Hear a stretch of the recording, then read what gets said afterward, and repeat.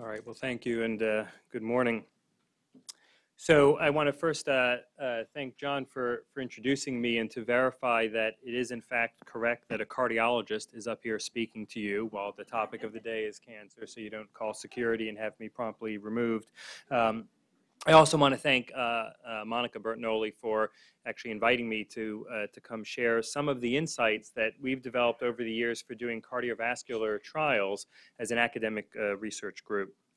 And hopefully they'll be of interest and use to you. So what is the TIMI study group? So it's an academic research organization. It's based at Brigham and Women's Hospital in the Cardiovascular Division and part of Harvard Medical School. And it's dedicated to advancing the knowledge and care of patients suffering from cardiovascular disease and its risk factors. We've done, as I'll show you, many trials over the years.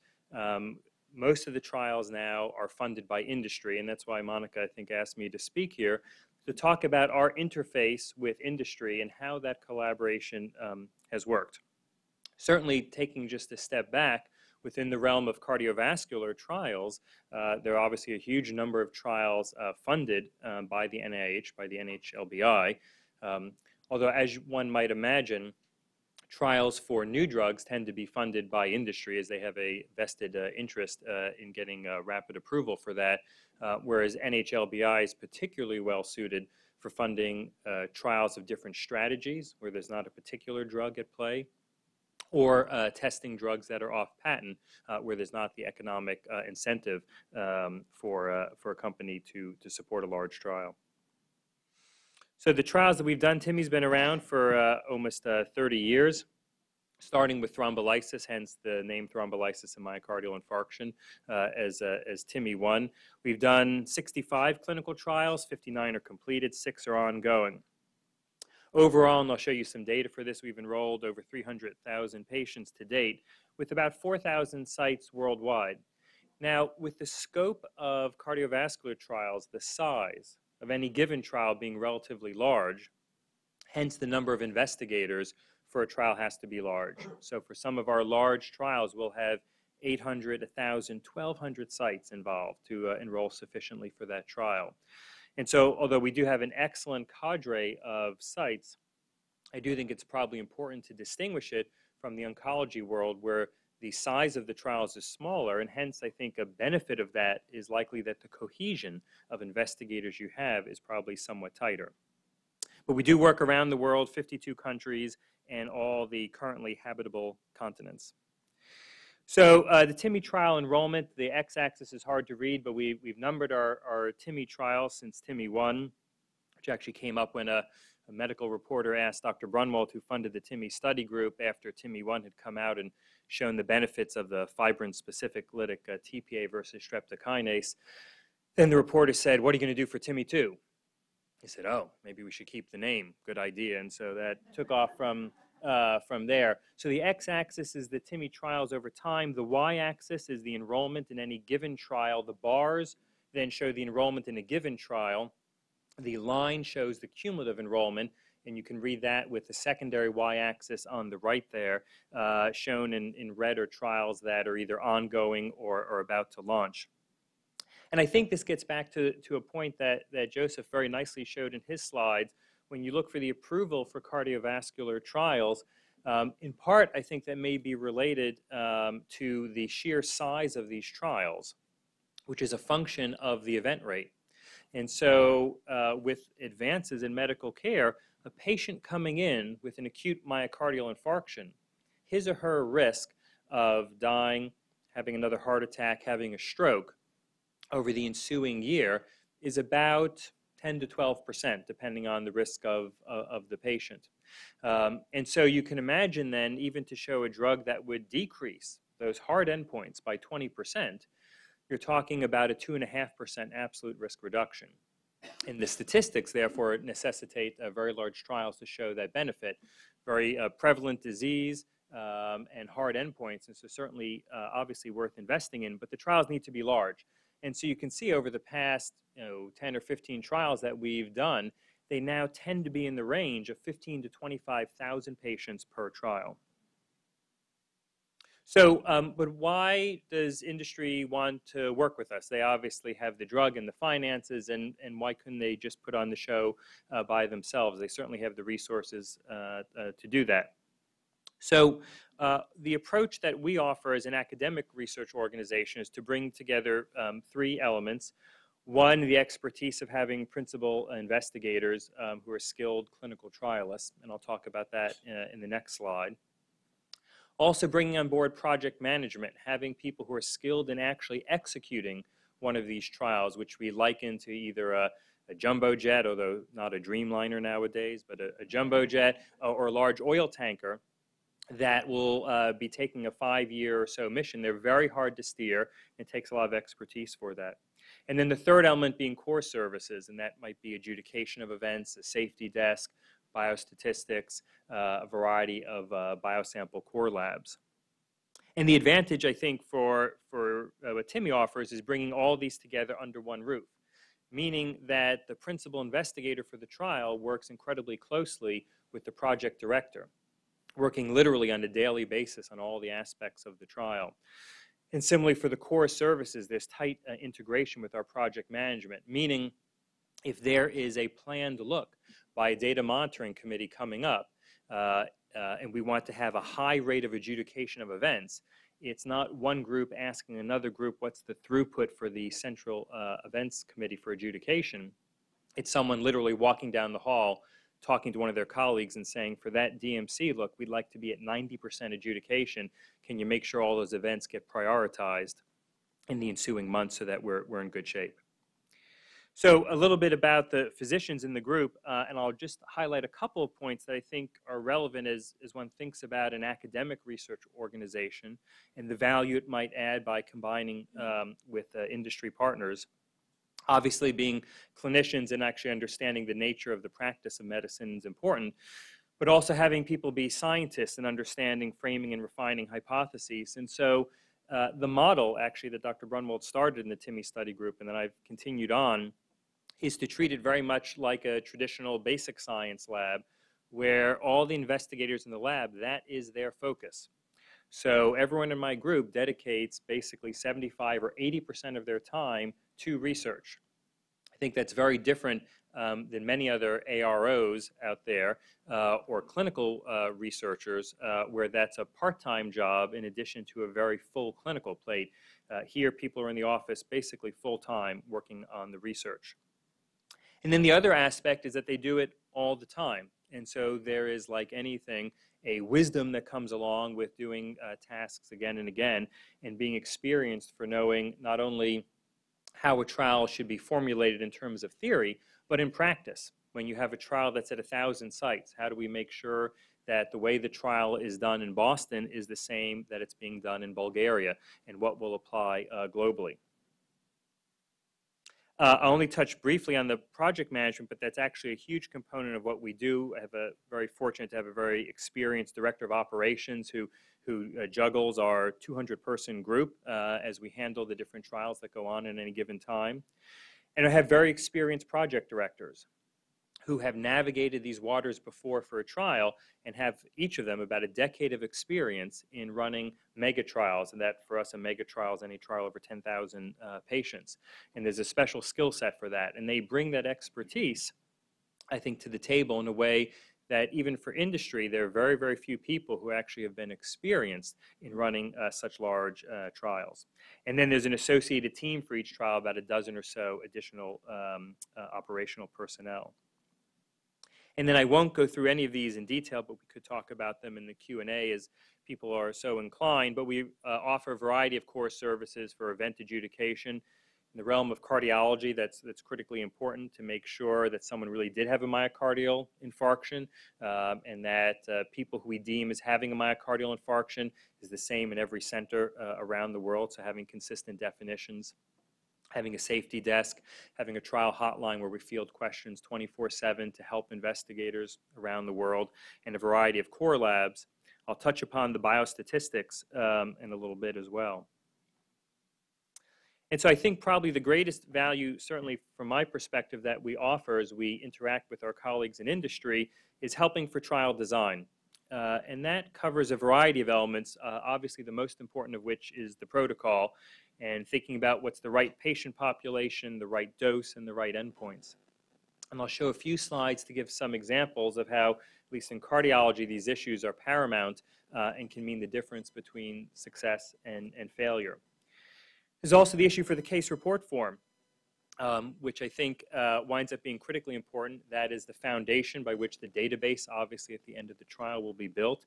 And not only does it need to capture all the requisite elements, but from our perspective, we want to learn as much as we can from each trial. For the patients who are volunteering their time and their bodies for research, we want to understand the disease process as well.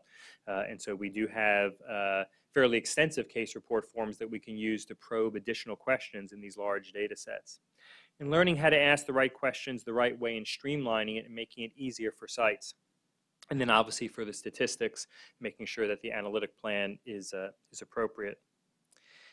Let me give you some examples of some of the issues that we grapple with in cardiology that I think some of which can be extended a little bit to the field of oncology. So one has to do with finding the right patient population. And so I'll try not to delve too much into the world of cardiology, but this was a trial we did of looking at a antiplatelet drug, Prasugrel, which is a stronger antiplatelet drug than Clopidogrel, which is a very widely used drug, otherwise known as Plavix. And it turns out that inhibiting platelets is very important for patients coming in with a myocardial infarction. And it's particularly important for patients who have a stent put in their coronary arteries, probably for two reasons. One is a scientific one. If you put a piece of metal in someone's coronary artery, that piece of metal is thrombogenic. You don't want a clot to form, so you need really good antithrombotic therapy, in this case, antiplatelet therapy. But the other subtler reason is that patients who come in with a myocardial infarction, who are taken to the cath lab, oftentimes that's a sign that they have a more serious myocardial infarction. There's a gradation of myocardial infarctions out there. And so just simply the very fact that they're brought to the cath lab sort of ups the ante for concern for how sick they are.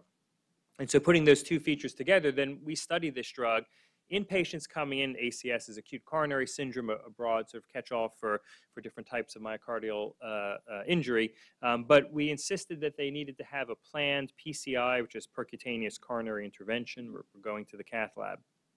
And it showed a 19% relative risk reduction, about a 2% absolute risk reduction.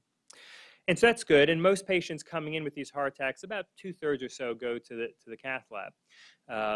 Then, of course, the question came up, well, what about the other third? Maybe we should study those people as well. Why not try to expand the pie? And from the point of view, obviously, of the makers of the drug, that's an important question, an unmet need for those individuals, but obviously one that's a bit trickier for the reasons that I outlined. And so that trial was done. We were not involved for that, but that was looking at it in this, if you will, lower risk population, although their absolute risks were fairly high. In terms of the modifiable risk, it wasn't clear it was as modifiable. And you sort of see that here with a much more modest risk reduction, 9% not achieving statistical significance. That being said, there was sort of interesting finding that came out from this. So these were patients who were medically managed, meaning they did not undergo an angioplasty. They did not undergo bypass surgery. If you took these data and you split them into two cohorts, those who actually went to the cath lab and those who didn't, you can see what appears to be a trend towards a greater benefit for those who went to the cath lab. That's kind of interesting because actually nothing happened in the cath lab, right? By definition, to get into this trial, you couldn't have had a stent put in. If you were, that's a different patient population. And so really here, angiography is just simply a marker for patients who the clinician was concerned enough to say, I want to bring this person to the cath lab and take a look at their coronary arteries. And so there were some other features as well. If you did undergo an angiogram, you needed to have at least a minimum amount of disease, although it really wasn't very significant at all. I think this shows that patient selection winds up being absolutely critical for these trials, and finding the high-risk groups is where the greatest dividends are going to be found. So that was a story about finding the right patient population. Let me give you an example of finding the right dose, something I think obviously you grapple with in the oncology field to a tremendous amount, probably more so than we do in cardiology. But there was the notion that when we treat patients who come in with an acute coronary syndrome, we thin their blood with antiplatelet drugs and anticoagulants, and And then we send them home on antiplatelet therapy, typically aspirin and potentially some other drugs. But we don't send them home on anticoagulants. And that notion had been explored in the past with sending people home on warfarin. But warfarin's a very cumbersome drug to give, and even though there was some benefit, it never really gained traction in terms of clinical practice. As you may know, there's a whole series now of warfarin replacements that have come out, mostly being studied in the setting of atrial fibrillation as easier drugs to give. And so the notion came, well, maybe we could readdress this hypothesis and send people out on now an oral anticoagulant in addition to their antiplatelet therapy. So this was a study not done by us, but it was a phase 2 dose ranging study. And first of all, just take a look at the N up there, 1,700 patients. That's just dose ranging. Why? Because for us, what are the endpoints you're going to judge? They're hard outcomes. It's bleeding. It is having cardiovascular death, MI, or stroke, or recurrent ischemia. And so you need these large trials just to get a sense. We can't rely on surrogates for the degree that one is thinning the blood. There's no reliable link to outcomes for that. And so in these studies here on the left, it shows the safety, where you can see as you gave higher and higher doses of this particular factor Xa inhibitor, Apixaban, there was more bleeding, as you would expect. In fact, indicated on the text there, the 2 highest doses were stopped early by the DSMB due to excess bleeding. On the right is the efficacy signal, and the curves look pretty much overlapping there. No clear efficacy signal. So the doses they had studied for both safety and efficacy then was 2.5 twice a day, or a total dose of 5, or 10 a day, and those are the doses that at least continued on. So then they had to decide, well, what do we do for the big phase 3? How do we decide where to go? Is there enough of a there to take it forward? And they decided there was. And this is the big phase 3 trial that they did. Actually was stopped early. This is about 7,300 patients in, virtually superimposable curves. The dose they tested was 5 milligrams twice a day. That's the same dose as used in atrial fibrillation, so full anticoagulation. And I think certainly in cardiology, many trials have wound up facing challenges because of perhaps not selecting just the right dose, or the desire to pick a convenient dose, a round number. If the dose is approved for one indication, let's try the same dose in a different one, because it'll be easier for clinicians to remember, which I think is some faulty logic. But anyway, so this wound up being a neutral trial. So at the same time, we were studying a similar compound, rivaroxaban, another Xa inhibitor. And here's our safety data. You give higher doses, you bleed more. It's exactly what we expected to see. Here's the efficacy data, and I'll draw your attention just to the right-hand side of the plot there. This is looking at the efficacy in patients on dual antiplatelet therapy, which is the current standard. People go home on aspirin and an ADP receptor blocker like Clopidogrel or Plavix. And there, the interesting fact is that the efficacy signal appears to be fairly constant. I think I would treat the 15 milligram dose as an outlier. There's no clear trend there. But even the lowest dose appeared to have similar efficacy as the highest dose. Now, this was a trial that was actually twice the size of the other phase 2. This was 3,400 patients for a dose-ranging trial. But based on this, we said, you know what? You got to go low here. Go with the low dose because we know the bleeding goes up. Let's test that low dose. And there was a lot of pushback to that. So here was the ultimate design. Initially, it had been envisioned just pick the right dose and go forward. So let's make it a 10,000-person trial, already a huge trial. And we said, no, it's too dangerous to do that. We don't have a good enough handle on the efficacy. You have to test 2 doses. And so that was a huge commitment on the part of the sponsor to basically increase the sample size by 50%. But that's the design. And so a very low dose in yellow and a low dose in blue. What were the results for that? So for the low dose, which is the higher of the 2 doses, for the low dose, significant reduction in CV death, MI, and stroke. So a victory for that, although no difference in cardiovascular death. For the very low dose, people sort of question, do we really need to study that? On the left-hand panel, same 15% reduction in CV death, MI, and stroke, but then look at the middle and right-hand panels. All right, 38% reduction in cardiovascular death, 36% reduction in all-cause death by finding that sweet spot where you thin the blood a bit, but not too much, where there could be other complications from bleeding. And these data would be very, very hard to figure out based on the phase 2 data, except to get a sense that we have some guess as to what the dose should be, but not enough certainty, and we need to do a 3-arm trial, not a 2-arm trial. And so had we not done that third arm, I think the enthusiasm for this compound would certainly be less. The final point I want to talk about is then picking the right endpoint. And that's a challenge we face, as I showed you the size of these trials, 15, 20, 25, some 30,000 patient trials. How can you try to dial down the sample size? Well, one way to do that is obviously then to broaden the endpoint.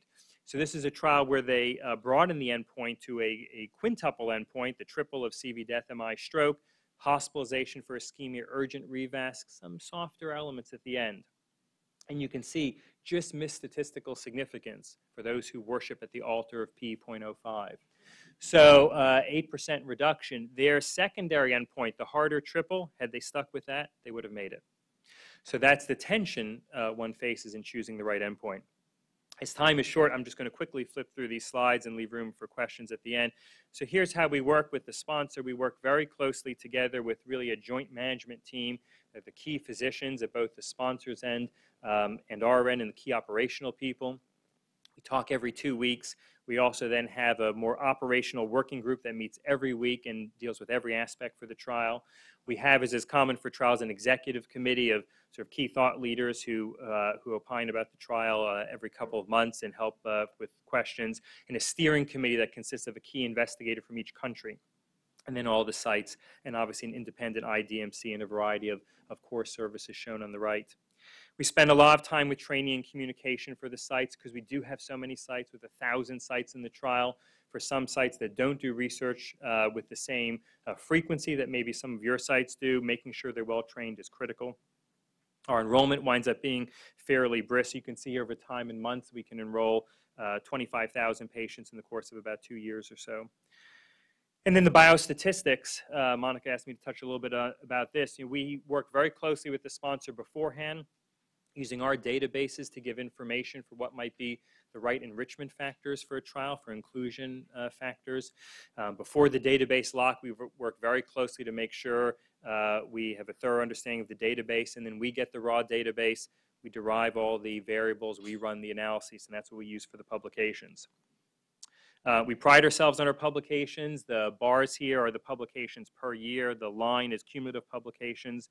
And so about every other week we have a publication coming out from our group. And then one other notion had been asked about, talk about personalized medicine, something I'm a huge believer in. We do try to do that. It's a little harder for some of our trials for two reasons. One, I think we lack the exquisite pathologic link that you have in oncology with specific mutations that actually drive the disease process. We don't have the luxury of that. We have a much more multifactorial process. And also for the acute MIs, it's obviously very hard to phenotype them with biomarkers or DNA before you can enroll them. Nonetheless, in some of our trials, we've looked for biomarkers for risk stratification, and we typically build this in after the fact. This was the PEACE trial, which was actually funded by NHLBI. But a trial overall in which ACE inhibitors didn't have a significant effect on death or heart failure, but you stratify patients by having biomarkers that predict risk of death and heart failure, and there's a panel of them. If they had a low score, those are the bottom two curves, no benefit. High risk, that's the red Kaplan-Meier curve there, and you treat them with trandolapril in a randomized trial, and you can virtually halve their risk. And similarly for genetics, we've looked at CYP2C19, which is involved in metabolizing Clopidogrel. You can see those who carry a loss of function variant have lower levels of the active metabolite, less platelet inhibition, and we've shown they wind up having much higher rates of events if you treat them with Clopidogrel because they're not getting as much drug. And we're firm believers that, that the field should move forward with personalized medicine. Very blessed with having an outstanding group, including first and foremost Dr. Brunwald, who was the founding chairman of TIMI and has been my mentor. Thank you very much for your attention.